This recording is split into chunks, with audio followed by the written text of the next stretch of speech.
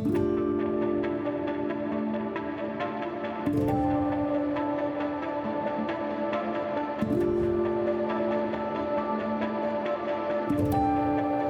is the City of God podcast, where Christ meets culture. And welcome to the City of God podcast, where we are weekly talking about today's biggest cultural issues, all through the lens of God's infallible word.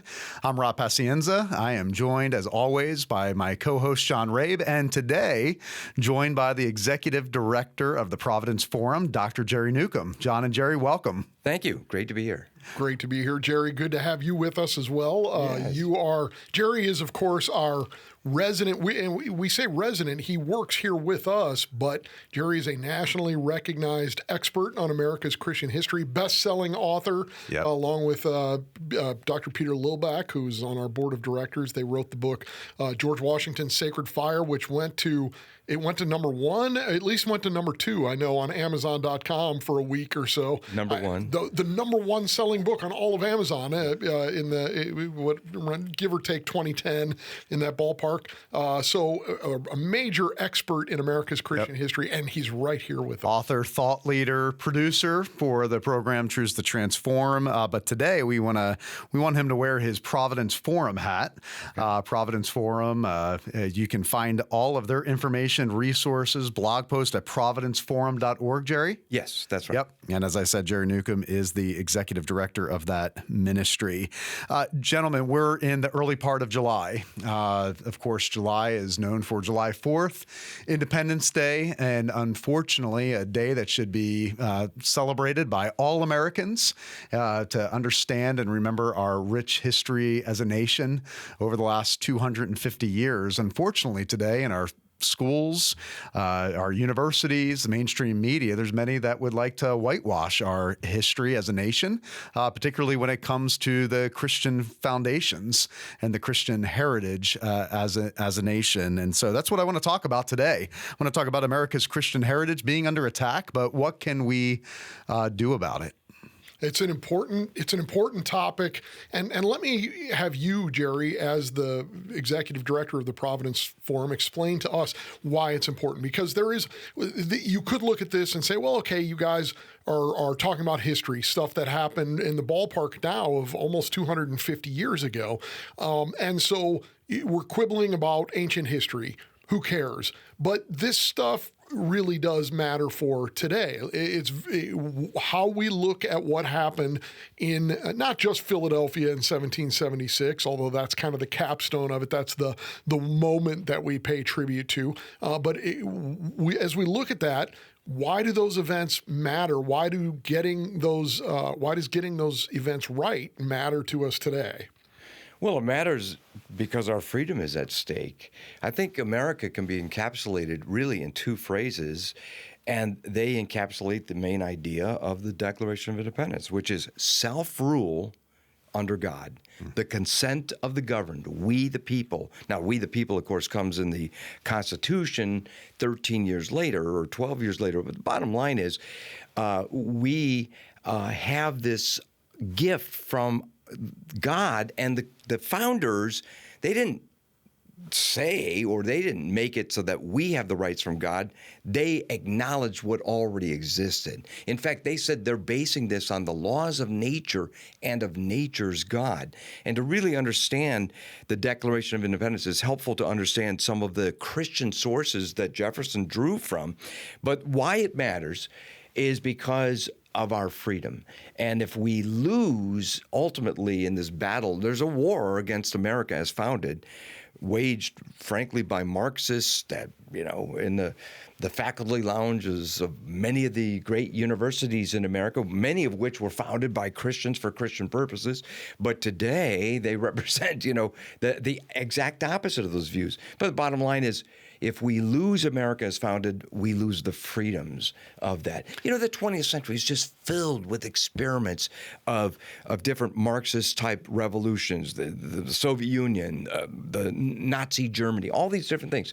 And at the end of of the day, all they really ended up with was lots and lots of people killed, people losing their liberties, Sure. their life, their liberty, and the pursuit of happiness, meaning, even the ability to make ends meet and put food on your table. Yeah, it's really the experiments to create a purely secular state, and we see what has happened over the last 100 years. Yes. Hundreds of millions of people slaughtered at the hands of totalitarian governments. When we see what happens when God is removed from the public square, it results in absolute chaos. Dr. D. James Kennedy once put it this way. He said, if you have a totally secular state, the problem with that is for the people living in there, they have no higher appeal to. In other words, you can't appeal to a higher authority government-wise.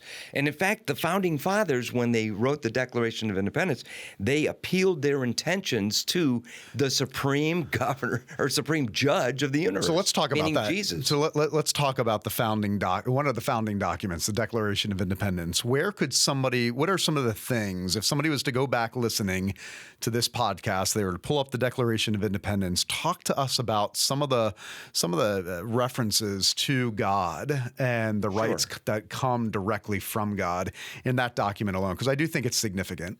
Absolutely. 4 times God is mentioned in the Declaration of Independence.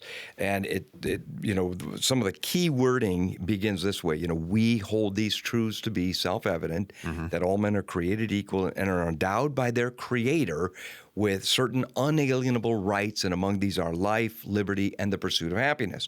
That's 1 or 2 of the references to God, but it also talks about, as I said a moment ago, that they were appealing their intentions to the supreme judge of the world. They also refer to the laws of nature and of nature's God.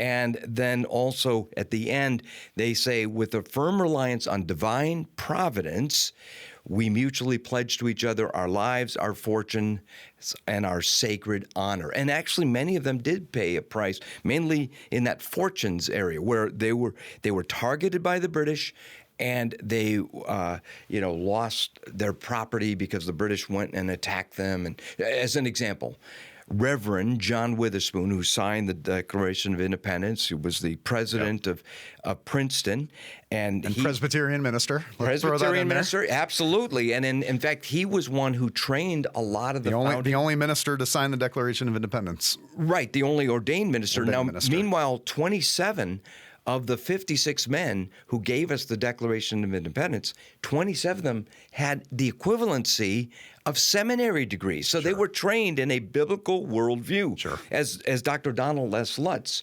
once put it, he said the Founding Fathers, even the more secular ones, the 2 or 3 that had whacked out views or whatever, they knew the Bible down to their fingertips. Absolutely. These are theological propositions that are being set forth in the Declaration. Well, back then, all those men were classically trained. Right. Yes. And they all were required to learn theology. Yes. Which is interesting. And that's another topic for another day, but it does say something about what has happened even in education in the West. Theology at one point was called the Queen of Sciences. Lawyers and doctors and educators and farmers and landowners, they all had a theological foundation that they were given in school. I mean, even now when the children come out and they have robes and they have the mortar, the Yahtzee caps, I call it. Even now, that actually gets back to theological things, that the ministers were being trained, and so they would have the robes, and so that's why the graduating. Now, going back to the class gets a robe. Declaration of Independence, even the concept of divine providence, I think that's an important point for our audience to listen to.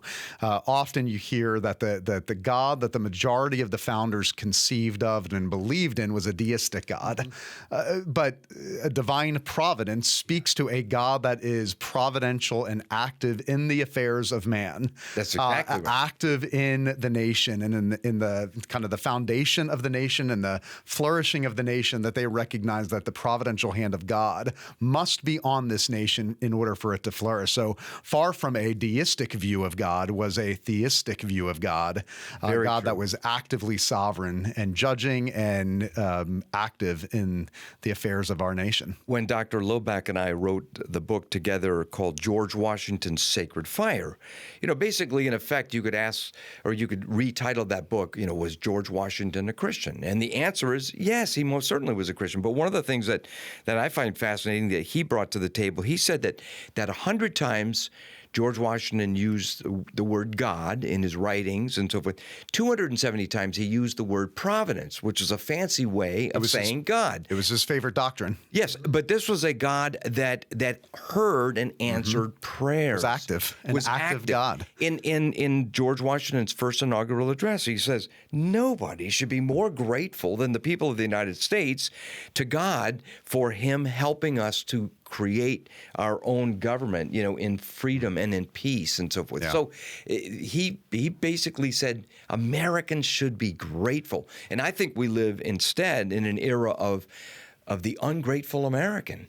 We have a great gift, and as D. James Kennedy once put, it's kind of sifting through our fingers like sand if we're not careful to preserve it for the next generation. What happens now, of course, in our modern setting is that the founders are dismissed mainly because of the slavery issue. We look back and say, okay, well, whatever the Declaration of Independence said, whatever the Constitution said, this late 1700s, you have the slave trade happening in America. You have many of these founders owning slaves, and so we dismiss everything that they have to say. We would have to look back on it and certainly admit to the vast blind spots that these men, who themselves were sinners and knew it and built a government designed to balance out sinners, but we have to recognize that these men sinned greatly. But this idea that because they sinned in this way that we should completely flush them down the memory hole seems to me to ignore a lot of the history that says, okay, but take them in their time period and look at the entire rest of the world. Right. These guys were way on the cutting edge of starting to move away from this system well before anybody else in the world was. So it's a little unfair, as awful and evil as human chattel slavery was. It seems disingenuous to hold them up to today's standards when, by the world's standards then, they were way ahead of the pack. That is so true. And they set up the framework by which slavery could one day be dealt with. Absolutely. And it was. Sure. And in fact, just to give an example, George Washington, George Mason, and Thomas Jefferson were among other Virginian members of the House of Burgesses, their form of representatives and so forth. And in 1774, so 2 years before the Declaration of Independence, they created something called the Fairfax Resolves. And if the Fairfax Resolves could have been allowed to go into effect, it would have nullified and cut off the slave trade in Virginia. And the king said, no, you can't do that. You're my subjects. You've got to stick with this. And in the first draft of the Declaration of Independence, Jefferson has a beautiful, very strong, aggressive passage in there decrying slavery, and if he had his druthers, it would have been done away with. Now, people will say, well, but Jefferson owned slaves.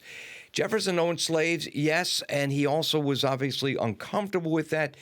And bottom line is, as Prager puts it in one of our videos, he says, one of our videos for providenceforum.org, Dennis Prager says, the fact that Jefferson didn't live up to the ideals that he himself espoused doesn't mean that the ideals he espoused are bad. He said that's between Jefferson and God as far as him and his own morality. But between Jefferson and me is, did he not help create this great government of freedom that one day indeed dealt with? Absolutely. What was Abraham Lincoln looking back to during the emancipation of slaves in America? He was looking back to the Declaration of Independence and the system of government and the nation that was founded where all men were created equal. It wasn't for that founding document and our founding fathers and the influence that they left in the 18th century, we would not have had the emancipation of slaves in the 19th century. As Martin Luther King Jr. put it, he said, in effect, the founding fathers gave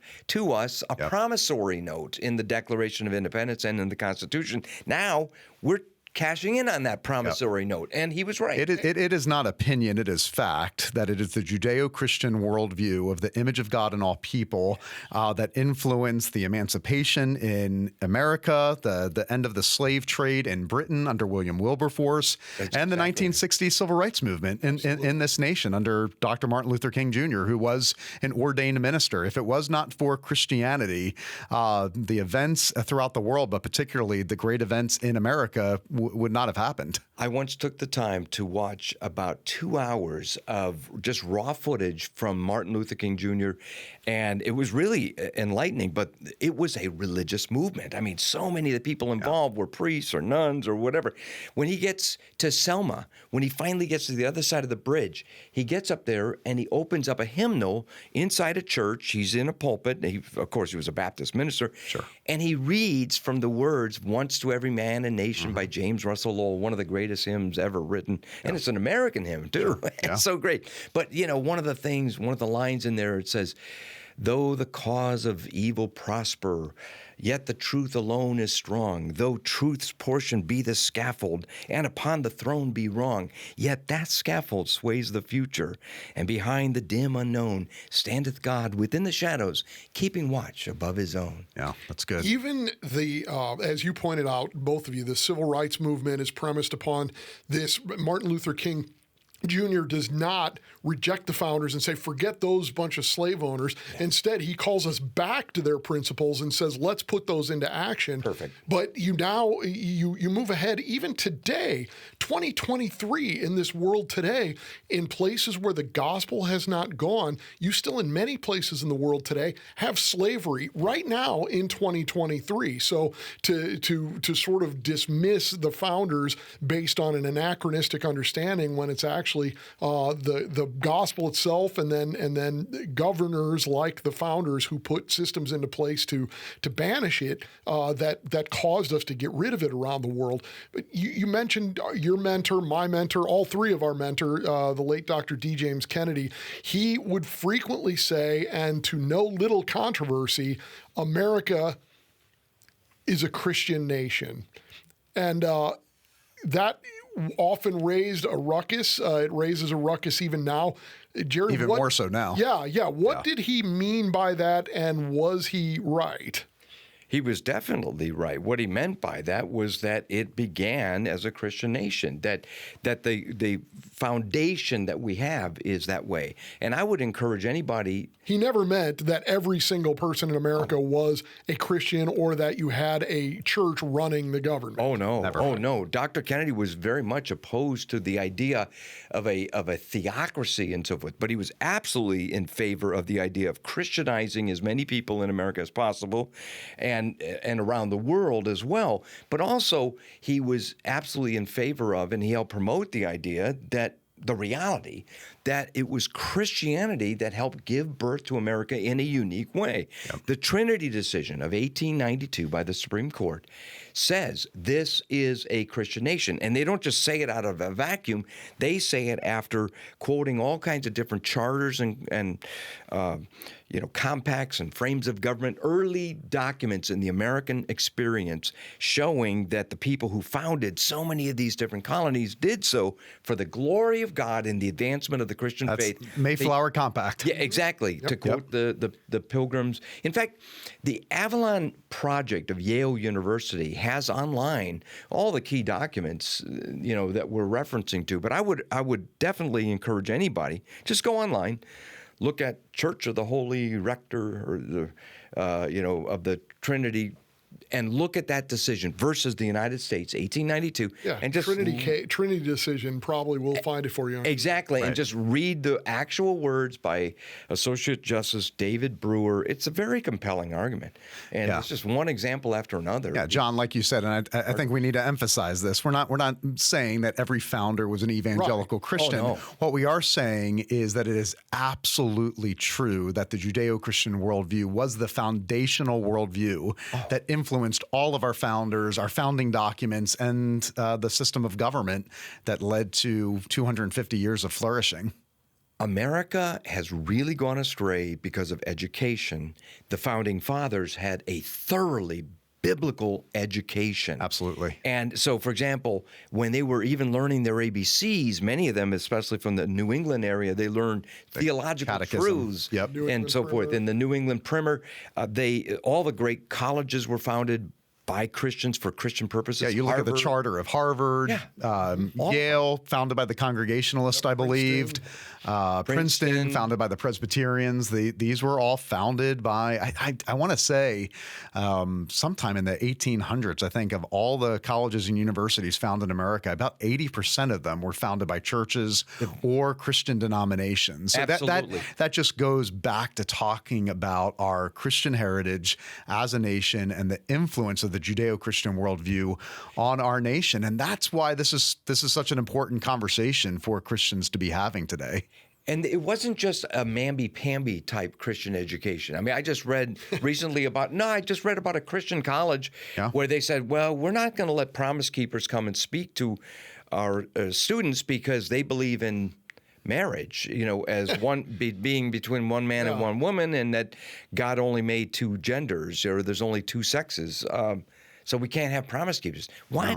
I mean, those early Christian colleges in America stood firm on the Bible. Absolutely. And taught deep theology. Yeah, because exactly. And because they understood that the deep theology and the deep theological convictions were at the bedrock and foundation of our system of government. Yeah. We've got to believe in the sovereignty of God. We've got to understand the providence of God. We need to understand total depravity, hence the reason for checks and balances. We need to understand Romans 13, a limited government that is under the authority and hand of God. They needed to understand their Bible, conscience and freedom and religious liberty. And that's why this is such an important conversation for the church today. And that's where we really do need to nail it down, because people today often just have no understanding of the Christian ferment that was taking place that allowed these ideas to be born.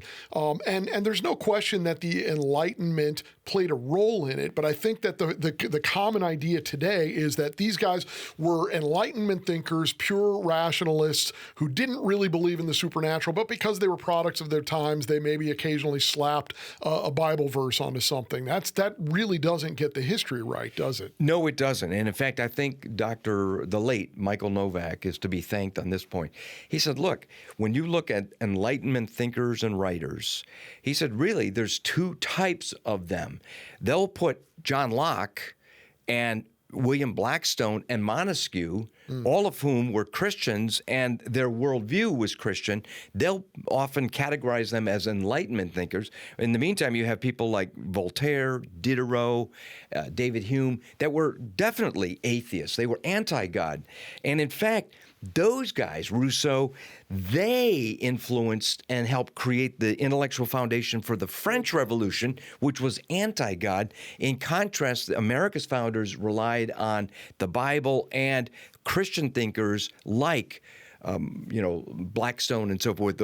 Blackstone, for example, that phrase, according to the laws of nature and of nature's God. That is Blackstonian to the core. Absolutely. Not only did our founders rely on the Bible, but as you just said, the great Christian thought leaders, theologians, William Wilberforce, Jonas Clark, what became known as the Black Robe Regiment, the founders were dependent upon men in the pulpit speaking truth to power concerning the virtues and the values and the issues concerning the revolution. Yeah, and of course the British parliamentarian said of America, America's run off with a Presbyterian parson. They called it the Presbyterian Revolt for a long time. And so the simple fact is, and that opens up another interesting discussion that we have no time here for, but there are a lot of people confused today, including some very well-known preachers who will say, well, we're fortunate things turned out well, but really it was an unbiblical revolution. The leaders of America's war for independence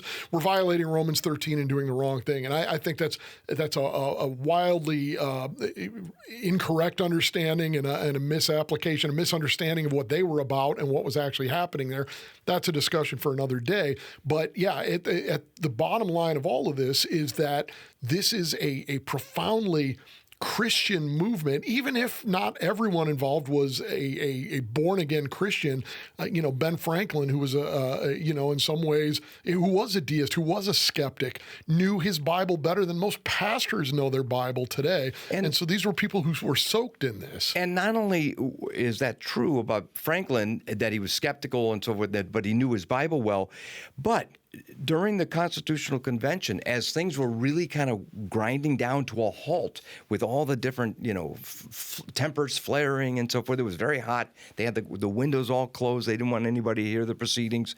He got up there on June 28th after several weeks, and he basically gives this long, impassioned speech saying, essentially, we need to pray. I have lived for a long time, and the longer I live, the more convincing proofs I see of this, that God governs in the affairs of men.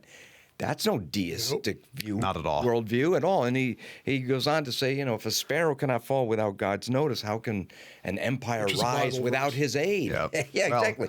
There's several Bible verses he quotes in there, like, unless the Lord builds a house. Yep. Those that labor, I wish we had skeptics like that. Now I wish we had believers like that now. That's absolutely right. That's exactly. Well, right. Jerry, we're going to have to bring you back. This is a fascinating conversation. I think for our audience, the biggest thing I want them to take away is this, that America as a case study serves as an incredible example if we truly tell the story of our founding in a way that is accurate and God-honoring. It serves as an incredible case study for what happens when Christians get engaged in the public square.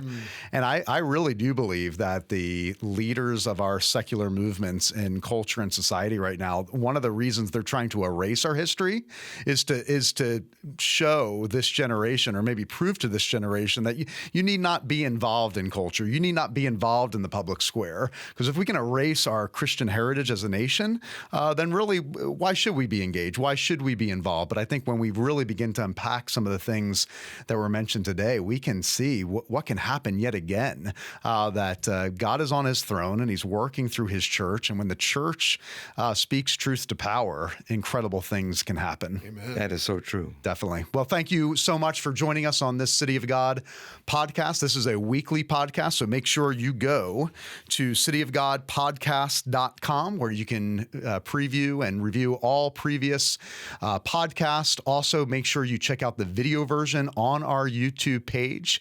And please, if you benefited from this conversation on America's Christian heritage, please pass this podcast along to family and friends, and make sure that you tune in to listen to this podcast every week, either on Spotify or Apple or wherever you listen to podcasts. Thank you once again for joining us. Hopefully you join us next week, and may God richly bless you.